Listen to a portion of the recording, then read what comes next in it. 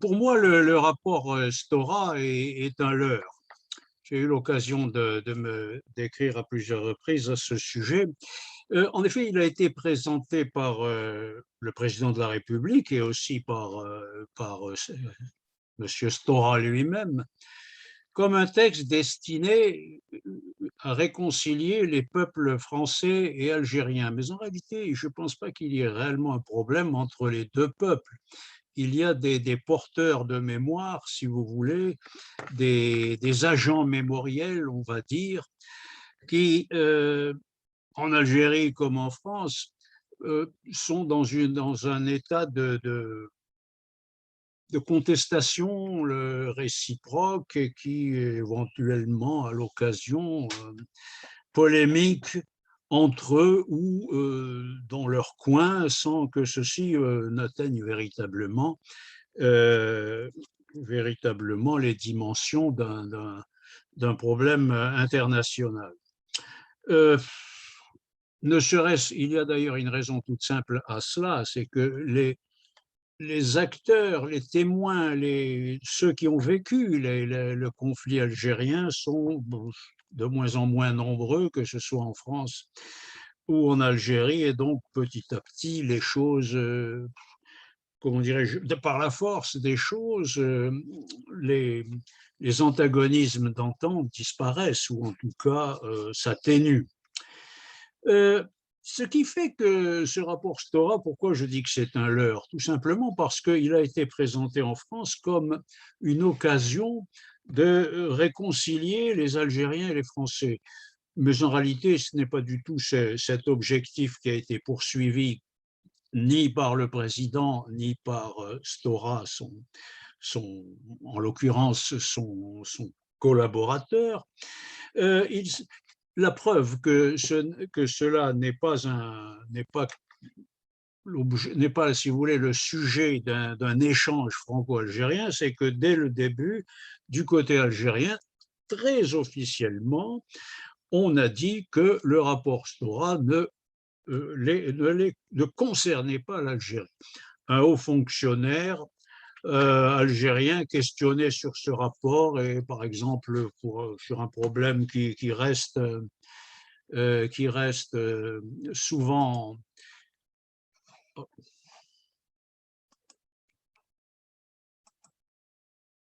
Oh, bon.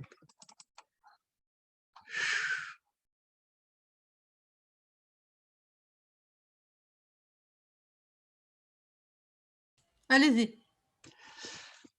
Donc, consulter un haut fonctionnaire algérien, consulter sur ce rapport, a même tout simplement, d'une manière assez, comment dirais-je, euh, je ne dirais pas hautaine, mais un peu, a suggéré qu'il n'y avait rien à attendre du côté algérien sur ce point. De quoi s'agissait-il? Tout simplement de la circulation, de la libre circulation des familles de harkis. Il n'était même pas question des harkis eux-mêmes. Bon, de sorte que, qu'on le veuille ou non, ce rapport Stora s'inscrit dans un contexte franco-français. Ce qui signifie qu'il est vain d'attendre qu'il débouche sur on ne sait quelle conversation bilatérale avec les Algériens, franco-algériennes, disons. Les Algériens ne sont pas demandeurs et ils l'ont encore répété une nouvelle fois, ils attendent des excuses pour la colonisation. Point. Bon, pourquoi donc suis-je persuadé qu'il s'agit d'un leurre, la diffusion de ce rapport Stora aboutit à un véritable leurre, c'est que M. Macron a en fait un autre objectif, me semble-t-il, qui est de contrer certains sentiments qui se sont répandus ces dernières années en France, alors sous la forme des études décoloniales à l'université, des remises en cause de la comment dirais-je, de l'histoire de la colonisation telle qu'elle est conçue dans l'université française, par exemple.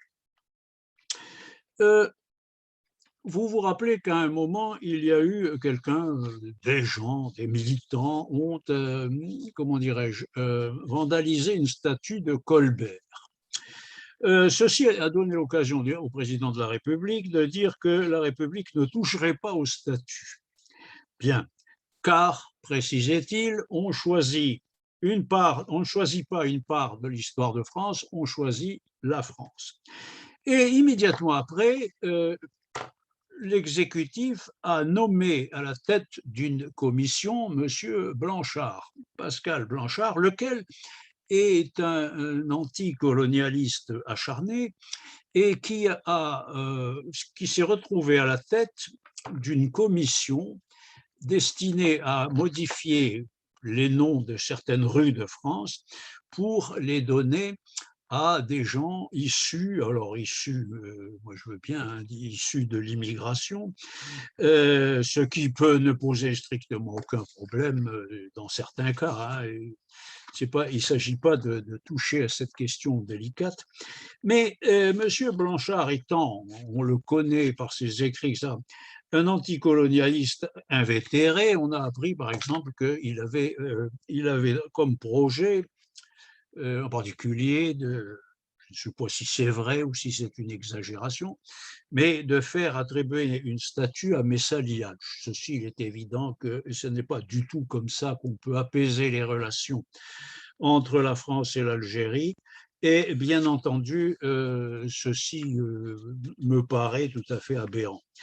D'autant que M. Blanquer, ministre de l'Éducation, que nous connaissons bien, s'est indigné récemment du crédit dont jouissent les thèses indigénistes dans les universités françaises, ce qui signifie tout de même que dans le milieu dirigeant français, on est loin d'être d'accord sur ces problèmes. Je pense que ce qu'il faut garder à l'esprit dans tout ça, dans ces débats qui se veulent ou qui se voudraient historiques, c'est tout simplement qu'il faut éviter de faire une relecture ou une réécriture de l'histoire. Et ceci est extrêmement délicat. On objectera aussi que telles étaient précisément les intentions du rapport Stora, mais justement, juger sur les intentions est souvent une erreur. Et les premières mesures qui ont été appliquées,